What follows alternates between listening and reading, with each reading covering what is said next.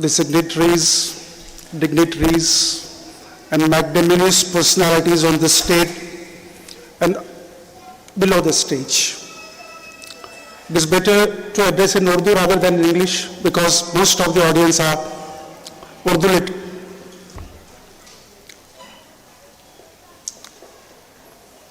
ये मेरी खुशनसीबी है कि ऑडियंस के अंदर एक ऐसी शख्सियत भी मौजूद है जो मेरे मौसिक मैं कह सकता हूं, फारूक मुश्तबा साहब।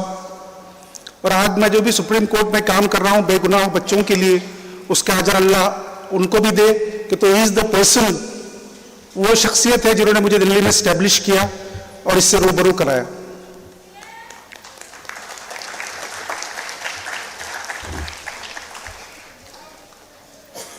सबसे पहले तो मैं ये दोनों सीईओ का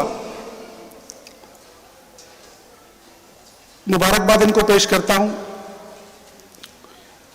और उन सभी हजरात को, उन सारे फोर्सेस को, उन सारे इंडिविजुअल्स को जिन्होंने इस कामयाबी को मुमकिन बनाया। ये कामयाबी और भी स्पेशल हो जाती है जब ये काफी स्ट्रगल के बाद मिली हो, काफी मुश्किलात के बाद मिली हो, काफी जिद्दोजहद के बाद मिली हो। कि तो मैं समझता हूं कि मैं सारी चीजों को विटनेस किया हूं कि रूट्स एंड विंग्स के जो जिम्मेदारान हैं किस कदर परेशान थे छोटी छोटी चीज के लिए, लेकिन अल्हम्दुलिल्लाह उन्हें हिम्मत नहीं हारी। वो चाहे जगह का मसला हो, कोचिंग स्टाफ का मसला हो, उनके रहने खाने का मसला हो, फाइनेंशियल क्राइसिस हो, ये सभी को पार करते हुए जब ये कामयाबी मिली है तो यकीनन एक कामयाबी है, स्पेशल कामयाबी है और इससे जोरदार तालियों से इसका इस्तकबाल किया जाना चाहिए।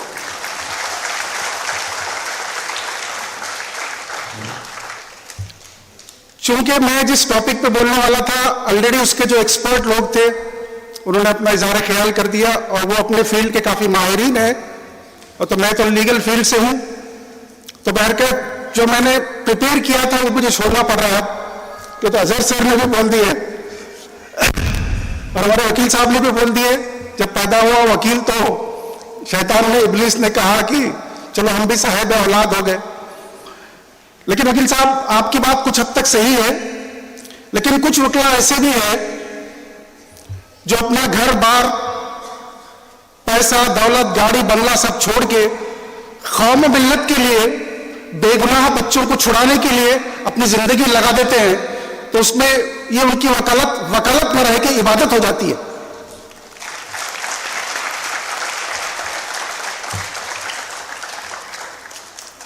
चूंकि यहां इंटेलेक्चुअल्स ज्यादा है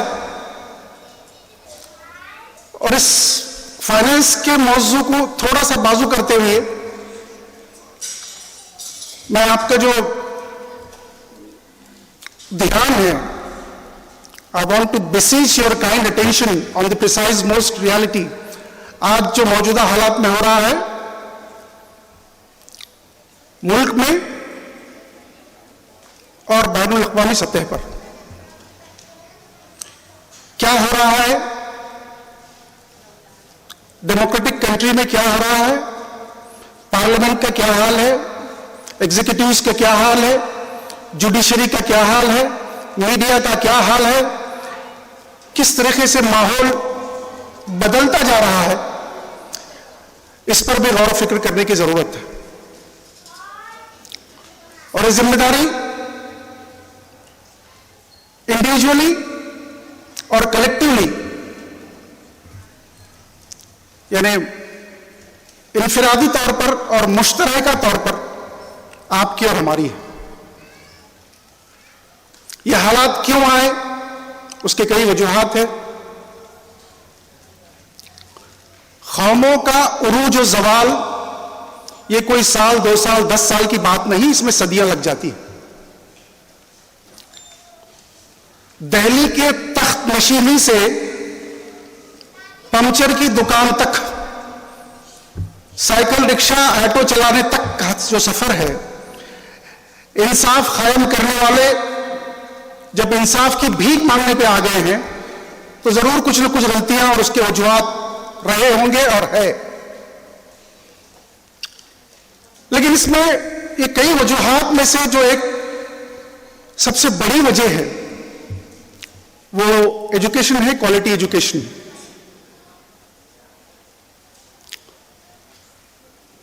बीइंग ए मुस्लिम, आप तारीख उठा के देख लीजिए,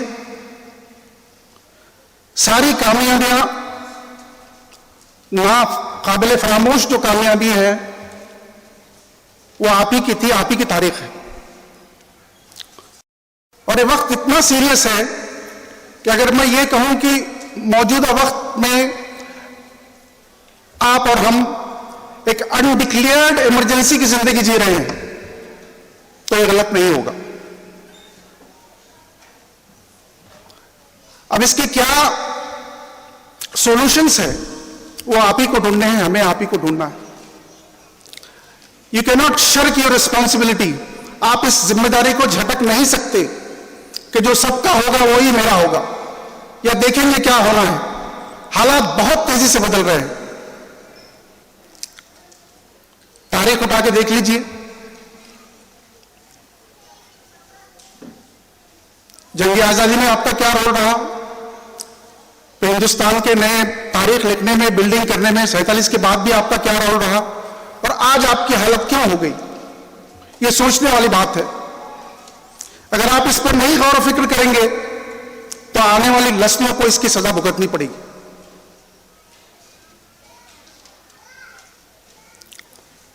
तो जैसा कई प्रॉब्लम जो थे कौम के बर्बादी के, उस प्रॉब्लम में से, उस वजूहात में से एक बड़ी वजह एजुकेशन भी है, उसी तरह उसके सॉल्यूशन में भी एजुकेशन ही एक सबसे बड़ी चीज है जिसके सहारे इन सारी चीजों का डटकर मुकाबला किया जा सकता है।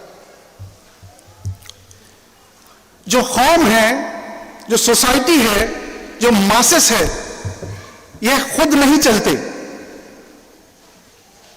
ये खुद नहीं चलते। हर कौम में, हर सोसाइटी में, हर मासेस में एक माइनॉरिटी, एक बहुत छोटा तबका, माइन्यूट माइनॉरिटी जिसे कह सकते हैं, वो होती है इंटेलेक्चुअल्स, इंटेलेक्चुअल क्लास।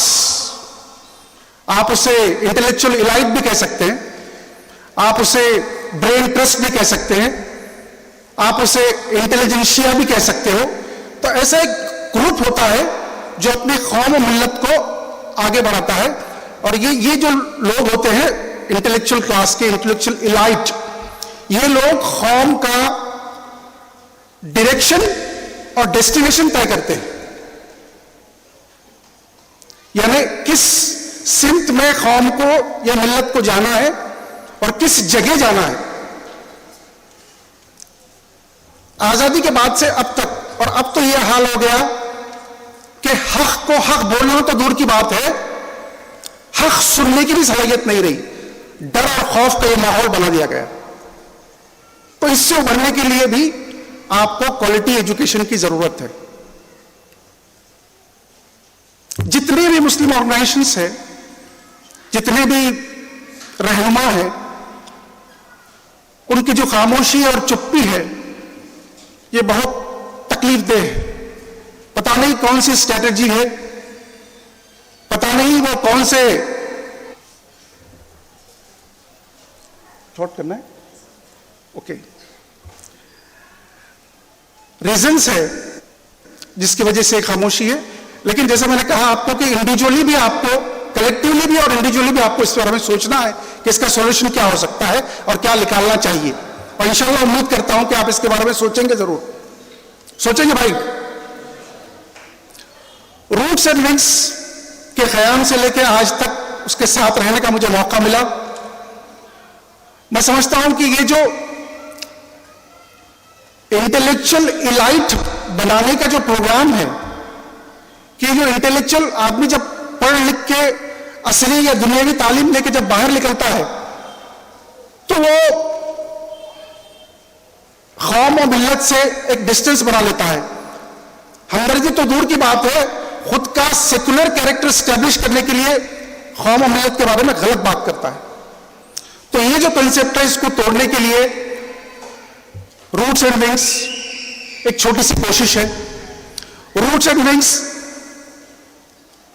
की जो शुरुआत है अल्हम्दुलिल्लाह, आगे चलकर इंशाअल्लाह जरूर ये एक अल्मा मैटर बनेगी, ये एक यूनिवर्सिटी में बदलेगी इंशाअल्लाह अल अजीज।